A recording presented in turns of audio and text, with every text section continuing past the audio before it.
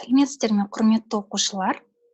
Бүгін біз оқушылар сарайының, Әл-Фараби атындағы оқушылар сарайының Некспе үйірмесінің екінші сабағын бастаймыз. Сабағымыздың аты ажырау заңы, моногидридті будандастыру. Үйірме жетекшісі Исабек Василь. Сабақтың мақсаты гаметалардың ажырау заңымен және моногидридті будандастырумен танысу, есептер шығарып үйрену. Ажырау заңы дегеніміз не? Ажырау заңы ол гаметалардың пайда болуына байланысты екен. Сіздер білесіздер, әр ата-анада екі бір-біріне қарама-қарсы қасиеті бар аллель немесе гені болады. Осы гендер гаметалардың пайда болу нәтижесінде диплоидты түрінен гаплоидты түріне айналады екен. Нәтижесінде бір ғана белгіні, бір ғана қасиетті тасымалдайтын гаметалар пайда болады екен.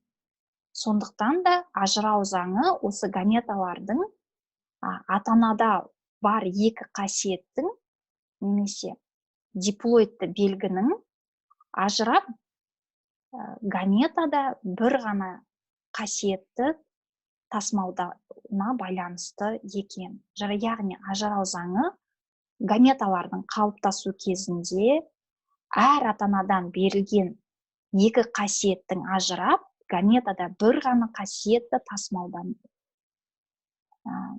анықтайды екен. Енді доминанттылық заңын біз өткен сабақта өткен болатынбыз. Яғни онда екі қарама-қарсы белгісі бар ата-аналар, яғни біздің мысалымызда биік өсімдік, ол гомозиготалы доминантты белгімен кодталады екен, немесе екі үлкен тымен. Және оған қарама-қарсы белгі ол ергежейлік немесе аласа өсімдіктер. Екі кішкентай т әріптерімен белгіленеді екен. Олар осындай екі белгісі бар өсімдіктерді будандастырғанда гомозиготалы доминантты және гомозиготалы рецессивті. Бірінші ұрпақ гетерозиготалы және фенотипі бойынша, яғни біз көріп отырған белгі бойынша, ол белгіде тек қана доминантты белгі көрінеді екен. Яғни т үлкеннің кодтайтын гені, яғни биік, барлық өсімдіктер биік болады екен. Ал рецессивті генмен белгіленетін белгі, яғни кішкентай т, бұл ұрпақта, яғни F1-де көрінеді екен. Бірақ та алынған ұрпақ генотипі бойынша гибридті немесе гетерозиготалы болады екен. Яғни т үлкен және т кішкентай. Және барлық алынған ұрпақтар осындай фенотипі мен генотипі бойынша бірдей болады екен. Яғни барлығы тегіс биік өсімдіктер және барлығы тегіс генотипі бойынша гибридті, яғни гетерозиготалы болады екен. Енді бүгін біз моногибридтік будандастыруды өтеміз. Яғни ары қарай алынған F1 ұрпақтарын бір-бірінен будандастырса, яғни осындай т үлкен, т кішкентай бар генотипті бар ұрпақтарды бір-бірінен будандастырса, пайда болатын F2 ұрпақтарын қандай болады екенін біледі екенбіз. Яғни оны моногибридті будандастырудың заңына сәйкес фенотипі бойынша F2 ұрпақта ажырау 3:1 қатынасындай болады екен. Яғни 75% өсімдіктер бізде биік болады екен, ал 25% өсімдіктер аласа болады екен, немесе ергежейлі болады екен. Яғни бұл сыртқы белгісі, сыртқы біз көріп отырған қасиетін бойынша солай ажырата алады екенбіз. Ал генотипі бойынша F2 ұрпағында 25% гомозиготалы доминантты ұрпақтар алады екенбіз, яғни екі т үлкен әріпімен белгіленеді. 50% ұрпақтары гибридті болады екен, яғни гетерозиготалы болады екен. Және 25% ұрпақтары гомозиготалы рецессивті болады екен.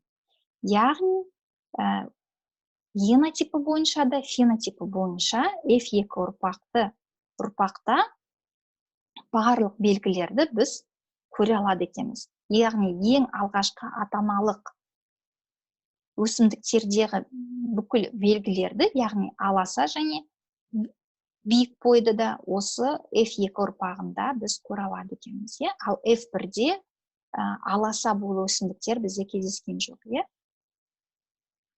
Яғни фенотипі бойынша сонымен қорытындып айтқанда бізде 3:1 қатынасында ажырау жүреді екен, ал генотипі бойынша ажырау 1-ден 2-ге және 1-ге қатынасында жүреді екен. Енді бүгінгі қарастырған алған білімімізге байланысты есеп шығарып көрейік. Сиырдың қара және қызыл түстері бір-біріне қарама-қарсы белгілер екен. Қара түс ол доминантты белгі, қызыл түс рецессивті. Енді осындай қара түсті бұқа мен қызыл түсті сиырды бір-бірімен будандастырса, F2 ұрпақты болжау керек екен. Және F1 ұрпақты және F2 ұрпақты болжау керек екен. F2 ұрпақты алу үшін F1 ұрпақтарды бір-бірімен қайтадан будандастырады екенбіз. Осындай есептің енді жауабын көрейік. Яғни P дегеніміз бірінші сабақта өткенде бұл ата-аналар, яғни алғашқы ата-аналарымыз бізде қара түсті бұл доминантты гомозиготалы бұқа және қызыл гомозиготалы рецессивті сиырмен будандасса, F1 ұрпақта біз барлығы тегіс 100% қара сиырлар мен бұзауларды алады екенбіз. Олар бәрі гетерозиготалы, яғни А генотипінде А үлкен және А кішкентай болады екен. Және фенотипі бойынша барлығы тегіс қара түсті бұзаулар туылады екен.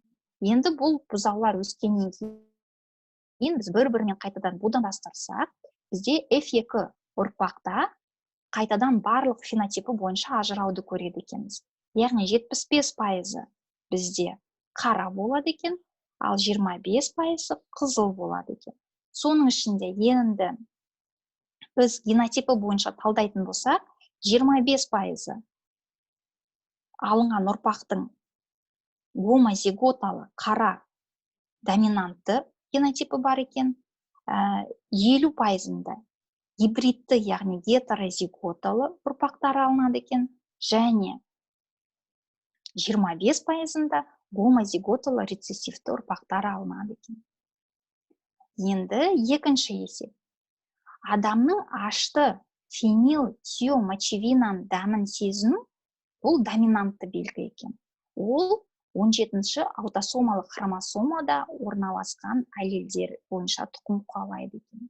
Енді анасы мен қызы фенилмочевинаның дәмін сезіне алса, ал әкесі мен ұлы сезінбейтін болса, барлық отбасы мүшелерінің генотипін анықтау керек екенбіз. Енді жауабын қарастырайық. Егер ата-анасы, яғни әкесін біз өткенде айттық, Марстың қалқаны мен қылышы арқылы белгіленеді. Әкесі, яғни фенилтиомочевинаны сезінбейді, яғни онда рецессивті гомозиготалы генотипі бар екен. Ал анасы сезіне алады, яғни онда доминантты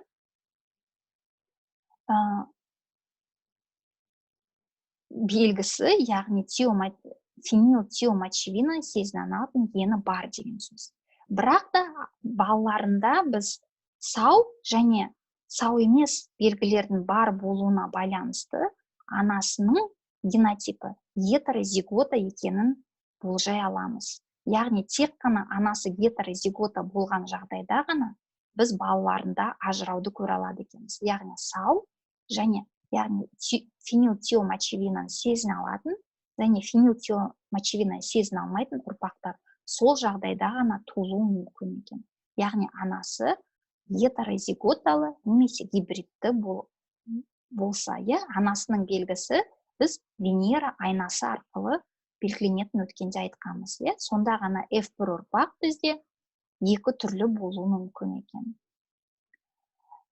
Енді үй тапсырмасына сіздерге тағы да Білім-Ленд сайтындағы тұқым қуалаушылыққа доминанттылық және моногибридтік және Мендельдің еңбектеріне байланысты барлық ақпаратпен танысу, тағы да біліміміз көбейгеннен кейін үйге де біраз есеп шығаруға беретін боламыз. Сабаққа қатысқандарыңызға рахмет. Осымен екінші сабағымыз аяқталды. Сау болыңыздар.